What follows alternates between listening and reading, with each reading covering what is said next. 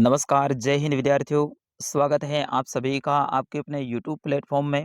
आज के इस वीडियो में लेके आया हूँ बोर्ड परीक्षा 2024 की दृष्टि से इम्पोर्टेंट कक्षा 8वीं का हिंदी विषय का पेपर, जो कि इस बार आपके आने वाले बोर्ड एग्जाम की दृष्टि से 101% इम्पोर्टेंट रहने वाला है। और इनमें से ज़्यादातर प्रश्न सीधे ही आपके एग्जाम में पूछे जाएंगे। आप सभी की विद्यार्थियों की जो मांग थी कि सर हमारा हिंदी का पेपर अपलोड करो, तो आप सभी की मांग को ध्यान में रखते हुए आज मैं हिंदी का पेपर लेकर आया हूँ। इस पेपर को आप सभी को अंत तक देखना है। अपना नाम और अपने विद्यालय का नाम कमेंट बॉक्स में ज़रूर लिखना है। साथ ही चैनल को अभी तक आपने सब्सक्राइब नहीं किया है तो विद्यार्थी चैनल को सब्सक्राइब ज़रूर करना है, क्योंकि आपके लिए इतनी सारी मेहनत के साथ में मैं इस वीडियो को लेकर आ रहा हूँ। पूरा पेपर उत्तर सहित रहेगा और जिन विद्यार्थियों ने इस वीडियो को अंत तक देख लिया उनको हिंदी में अच्छे अंकों के साथ में उत्तीर्ण होने से कोई भी नहीं रोक सकता है 101%। तो आप वीडियो को अंत तक देखिएगा। चलिए, पहला प्रश्न है, बदलू किसकी चूड़ियां बनाता था? तो विद्यार्थियों, इसका सही आंसर होगा बदलू लाख की चूड़ियां बनाता था। तो ऑप्शन नंबर स रहेगा इसका सही आंसर। अगला प्रश्न है, बस की यात्रा में बस कैसी थी? तो विद्यार्थियों, इसका सही आंसर होगा बस की यात्रा में बस वयोवृद्ध थी। कैसी थी? वयोवृद्ध। ऑप्शन नंबर स रहेगा इसका सही आंसर। अगला प्रश्न है, दीवाने भीख मंगों की दुनिया में क्या लुटा कर जाते हैं? ऑप्शन को एक बार आप सभी देख लें। तो दीवाने भीख मंगों की दुनिया में प्यार लुटा कर जाते हैं। तो ऑप्शन नंबर स रहेगा इसका सही आंसर। अगला प्रश्न है, यह सबसे कठिन समय नहीं कविता की कवियत्री हैं। इस कविता को किसने लिखा है, यह आपको बताना है। तो जया जायदवानी। ऑप्शन नंबर स रहेगा इसका सही आंसर। इन्होंने इनको लिखा है। प्रश्न संख्या 5 है, कबीर जी के अनुसार मनुष्य का मन होना चाहिए। विद्यार्थियों, ये सारे के सारे प्रश्न इंपॉर्टेंट हैं और आने वाले हैं, तो आप वीडियो को अंत तक देखें। मैं कोशिश कर रहा हूँ फटाफट उत्तर बताऊं, क्योंकि प्रश्न बहुत ज़्यादा हैं। तो इसका सही आंसर होगा कबीर जी के अनुसार मनुष्य का मन शांत होना चाहिए। तो ऑप्शन नंबर ब रहेगा इसका सही आंसर, शांत। अगला प्रश्न है, श्री कृष्ण ने सुदामा की कैसी दशा देखी? तो इसका सही आंसर होगा श्री कृष्ण ने सुदामा की दयनीय दशा देखी थी। तो ऑप्शन नंबर अ रहेगा इसका सही आंसर। बढ़ते हैं अगले प्रश्न की ओर। प्रश्न संख्या 7, साइकिल चलाने वाली महिलाओं ने साइकिल चलाने को क्या बताया? तो विद्यार्थियों, इसका सही आंसर होगा साइकिल चलाने वाली महिलाओं ने साइकिल चलाने को व्यक्तिगत आज़ादी बताया था।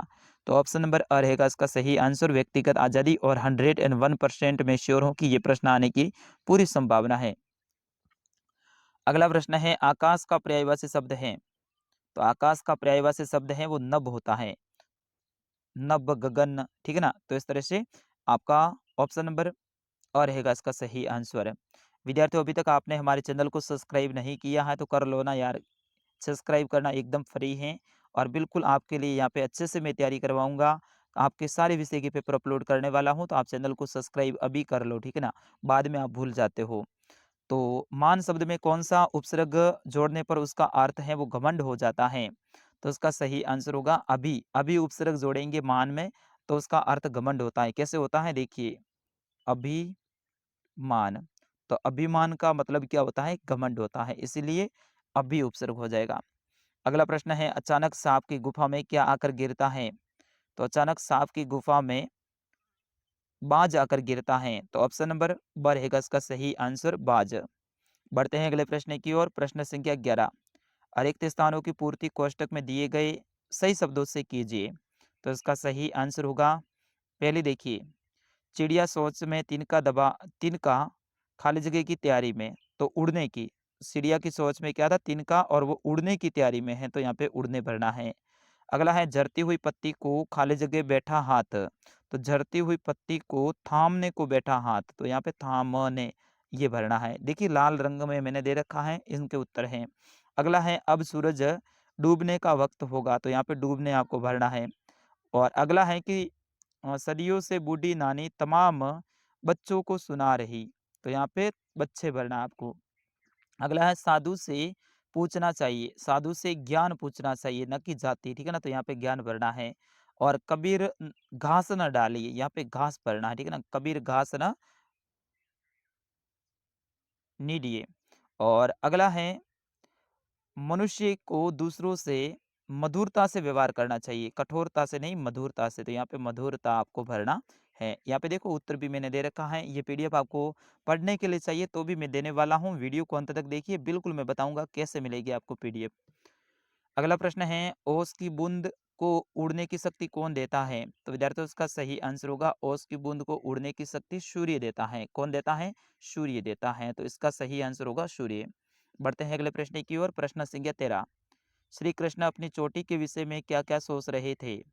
तो विद्यार्थियों इसका सही आंसर है श्री कृष्ण अपनी चोटी के विषय में सोच रहे थे कि कब उनकी चोटी बड़ी होगी, कब यह लंबी और मोटी होगी। यानी हमेशा अपनी चोटी के बारे में सोचते रहते थे कि इनके जो बड़े भ्राता थे ना बलराम, उनकी चोटी बड़ी थी, तो ये भी सोच रहे थे कि भाई अपनी चोटी है वो कब बड़ी होगी, कब लंबी होगी और कब मोटी होगी, तो ऐसा सोच रहे थे।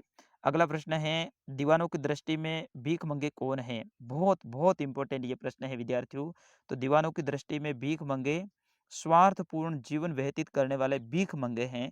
यानी उनका जीवन है वो स्वार्थपूर्ण है, मतलब स्वार्थ से कोई लेना देना ही नहीं है, सिर्फ वो दूसरों को खुशी देने के लिए भीख मंगे होते हैं, वही है। अगला प्रश्न है, सर्वनाम को 100 उदाहरण परिभाषित लिखिए। यानी सर्वनाम किसे कहते हैं उनका उदाहरण सहित आपको बताना है। संज्ञा के स्थान पर प्रयुक्त होने वाले शब्दों को सर्वनाम कहते हैं। किसे कहते हैं? संज्ञा के स्थान पर प्रयुक्त होने वाले शब्दों को सर्वनाम कहते हैं। जैसे मैं, तुम, वह, वे, ये सारे के सारे क्या है? सर्वनाम है विद्यार्थियों। अगला प्रश्न है प्रश्न संख्या 16। विशेषण के कितने भेद होते हैं? तो विद्यार्थियों विशेषण के 4 भेद होते हैं। कितने होते हैं? 4 भेद होते हैं। गुणवाचक विशेषण, संज्ञावाचक, परिणामवाचक और संकेतवाचक। तो इनको अच्छे से याद कर लीजिएगा आप। विद्यार्थियों बार-बार मैं आपसे कह रहा हूँ, अभी तक आपने हमारे चैनल को सब्सक्राइब नहीं किया है तो विद्यार्थियों कर लो ना, अभी तक देर क्यों है इस बात की? तो आप चैनल को सब्सक्राइब कर लें, आपके लिए यहाँ पे अच्छे से मैं तैयारी करवाऊँगा। अगला प्रश्न है, निम्न शब्दों के 3-3 पर्यायवाची शब्द लिखिए। अग्नि, अश्व, आकाश, कमल और घर। इनके कितने-कितने लिखने हैं? 3-3 लिखने हैं, लेकिन मैंने आपके लिए 4-4 लाए हैं ताकि आपको अच्छे से याद हो जाएँ। जैसे अग्नि का पर्यायवाची आग, अनल, पावक, कुशाणु। और उसी तरह से अश्व का पर्यायवाची घोड़ा, तुरंग, बाजी, अहै और घोटक। आकाश का पर्यायवाची नभ, व्योम, अंबर और गगन। कमल का पर्यायवाची जलज, पंकज, नीरज और सरोज। घर का पर्यायवाची ग्रह, निकेत, आवास और आले। इस तरह से इनके पर्यायवाची शब्द हैं, अच्छे से आप याद कर लीजिएगा। इसके साथ ही विद्यार्थियों आपको संधि भी याद करनी है, ठीक है ना? संधि याद करनी है। मैंने इस वीडियो में संधि को ऐड नहीं किया है क्योंकि प्रश्न ज़्यादा हो रहे थे इस कारण से, लेकिन संधि को भी अच्छे से आपको देख लेना है, 2 नंबर की संधि आएगी, ठीक है ना? अगला प्रश्न है, निम्न मुहावरों के अर्थ लिखिए।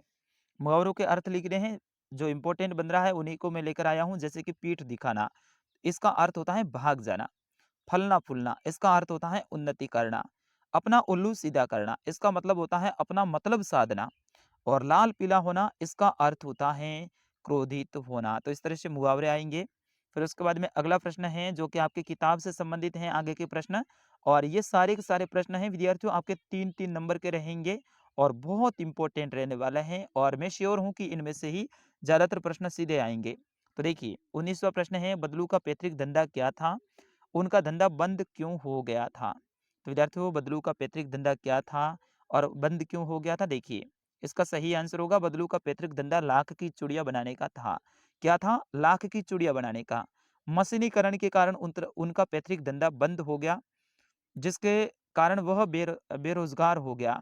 यानी मशीनों का युग आ गया और मशीनों से बढ़िया-बढ़िया क्वालिटी की चूड़ियां बनने लगी और इसके कारण से उनका धंधा बंद हो गया और वे बेरोजगार हो गए, यानी उनका धंधा ही बंद हो गया। अगला प्रश्न है, गजब हो गया, ऐसी बस अपने आप चलती है, लेखक को ये सुनकर हैरानी क्यों हुई? तो विद्यार्थियों ये प्रश्न बहुत इंपॉर्टेंट है और आने की 101% संभावना है। तो गजब हो गया, ये बस अपने आप चलती है, लेखक को ये सुनकर क्यों हैरानी हुई? इसका सही आंसर होगा, लेखक को यह सुनकर हैरानी इसलिए हुई क्योंकि देखने में बस अत्यंत पुरानी खटारा सी लग रही थी। बस को देखा ना बाहर से, तो बहुत पुरानी पुरानी लग रही थी, खटारा सी लग रही थी। उसे देखकर विश्वास नहीं हो पा रहा था कि यह सफ़र तय कर सकेगी, और लेखक को लग रहा था कि मैं इसके अंदर बैठा ना तो बीच में ही रखेगी मेरे को तो, क्योंकि ये इतनी खटारा सी बस है वो कैसे चल पाएगी। उसे देखकर विश्वास ही नहीं हो पा रहा था कि ये सफ़र तय कर सकेगी। इसी कारण से उसने कंपनी के हिस्सेदार यानी उनके जो मालिक वगैरह हैं उनसे पूछ लिया, किसने? लेखक ने, कि ये बस चलती भी है? तब उन्होंने कहा कि ये चलती नहीं है, अपने आप चलती है। लेखक को हैरानी का यही कारण था कि भाई अपने आप बस कैसे चलेगी, ये तो इतनी पुरानी है, मुझे तो लग रहा है कि बीच में रखेगी, लेकिन उनके जो हिस्सेदार हैं वो बोल रहे हैं कि ये तो अपने आप चलती हैं। अगला प्रश्न, झरती हुई पत्ती को थामने को हाथ एक, बैठा है एक हाथ से क्या तात्पर्य है? तो इसका सही आंसर होगा झरती हुई पत्ती को थामने को बैठा एक हाथ। पंक्ति से तात्पर्य है कि पेड़ से टूटकर गिरती हुई पत्ती को गिरने से पूर्व कोई सहारा दे देता है। ठीक वैसे ही यदि हम अपने लक्ष्य तक पहुंचने में असफल हो रहे हैं, तो कोई ना कोई हमारा हौसला अवश्य बढ़ाएगा। प्रश्न संख्या 22 है, पाठ की तीसरी साखी जिसकी एक पंक्ति है, मनुआ तो दहु दिसी फिरे, ये तो सुमरिन नाही, के द्वारा कबीर क्या कहना चाहते हैं? तो इसका सही आंसर होगा, इस पंक्ति के द्वारा कबीर कहना चाहते हैं कि यदि ईश्वर की भक्ति के समय मन ईश्वर की भक्ति से लीन न होकर दसों दिशाओं में भटकता फिरे, यानी अपना मन है वो एक जगह पे ना हो, ईश्वर की भक्ति में ना हो, अपना मन है दूसरी जगह पे बाहर घूमता फिरे, जैसे कि आपका कई बार घूमता है। जैसे सर क्लास में पढ़ाते हैं, आपका मन घर पे घूमता है, आपका मन आपके दोस्तों में घूमता है, आपको क्या काम करना है बाहर जाके उसके ऊपर घूमता है। उसी तरह से कबीरदास जी बोल रहे हैं कि लोगों का मन है ईश्वर भक्ति के समय दसों दिशाओं में भटकता फिरे, अर्थात अस्थिर बना रहे, बेकार की चिंता में लिप्त रहे, तो ऐसी भक्ति बेकार है। प्रश्न संख्या 23 है कि अपने गांव लौटने पर सुदामा के भ्रमित होने का क्या कारण था? तो इसका सही आंसर होगा, अपने गाँव लौटते समय सुदामा के भ्रमित होने का कारण था कि उन्होंने अपना गाँव अब द्वारका की भांति ही भव्य दिखाई देने लगा था। यानी पहले उनका गाँव है अलग था, और जैसे ही द्वारिका से आए तो उनको लग रहा है कि ये द्वारिका के जैसा ही अपना गाँव लग रहा है। और वे उसे देखकर सोचने लगे, कहीं भूल से मैं वापस द्वारिका तो नहीं आ गया हूँ। वास्तव में कृष्ण ने अपने मित्र के ऊपर असीम कृपा की थी, इसी कारण से उनका गाँव ऐसा दिख रहा था। अगला प्रश्न है, साइकिल आंदोलन से पुडुकोट्टई की महिलाओं के जीवन में कौन-कौन से बदलाव आए? तो इसका सही आंसर होगा, वहाँ की स्त्रियों में आत्मसम्मान की भावना जागृत हुई। वे रूढ़िवादिता और पुरुषों द्वारा थोपे गए रोजमर्रा के घिसे दायरे से बाहर निकल सकी। और तीसरा है कि साइकिल चलाना सीखने से उन्हें आत्मनिर्भर बनने का मौका मिला। अब उन्हें कहीं भी जाने हेतु किसी के सहारे की आवश्यकता नहीं रही थी। अगला प्रश्न है प्रश्न संख्या 25, बिलवासी जी ने जिस तरीके से रुपयों का प्रबंध किया वह सही था या फिर गलत? तो इसका सही आंसर है, बिलवासी जी ने जिस तरीके से रुपये का प्रबंध किया वह उचित नहीं था। क्या नहीं था? उचित नहीं था, क्योंकि अपने मतलब को सिद्ध करने के लिए किसी को इस तरह धोखा नहीं देना चाहिए। अगला प्रश्न है जो कि आपके पाठ्य पुस्तक का अंतिम प्रश्न रहेगा कि बाज जिंदगी भर आकाश में ही उड़ता रहा, फिर घायल होने के बाद भी उड़ना क्यों चाहता था? तो इसका सही आंसर है, बाज जिंदगी भर आकाश में ही उड़ता रहा, फिर घायल होने के बाद वह इसलिए उड़ना चाहता था क्योंकि वह साहसी था, जिंदगी भर हार नहीं मान रहा था जिंदगी से। अगला प्रश्न है, बहुत इंपॉर्टेंट है ये प्रश्न। निम्न में से किसी एक विषय के ऊपर आपको कहानी लिखनी है, लोमड़ी और अंगूर। ये कहानी याद कर लेना अच्छे से। और खरगोश और कछुआ, ये भी कहानी बहुत इंपॉर्टेंट है इस बार आपके बोर्ड एग्जाम की दृष्टि से, इसको भी अच्छे से याद कर लें। अगर कहानी नहीं आती है तो आपको डरने की बात नहीं है, उसकी जगह पे आप संवाद को याद कर सकते हैं। स्वस्थता के संबंध में दो विद्यार्थियों के बीच में संवाद है वो लिखना है, साफ सफाई के बीच में, ठीक है ना। दो विद्यार्थियों के बीच में संवाद हो रहा है साफ सफाई को लेकर, वो याद करना है। अगर वो नहीं आता है तो फल वाला और ग्राहक के बीच में हुए वार्तालाप का एक संवाद लिखिए। मेरे को ये इंपॉर्टेंट लगा है इसीलिए मैं इसी को लेकर आया हूँ। जैसे कि फल वाला बोलेगा, संवाद का मतलब है दो व्यक्तियों के बीच में बातचीत होती है ना, उनसे संबंधित ऐसे 10 लाइनें आपको लिख देनी है। कैसे लिखनी? जैसे कि फल वाला बोल रहा है पहले, तो यहाँ पे नाम लिखना फल वाला। आइए बाबूजी, अच्छे सेब हैं। ग्राहक बोल रहा है, किस भाव से बेचे हैं सेब? फल वाला बोला, बाबूजी आपको 40 रुपए केले लगा दूंगा। ग्राहक बोला, 40 रुपए तो अधिक मांग रहे हो। फल वाला बोला, बाबूजी माल के दाम है।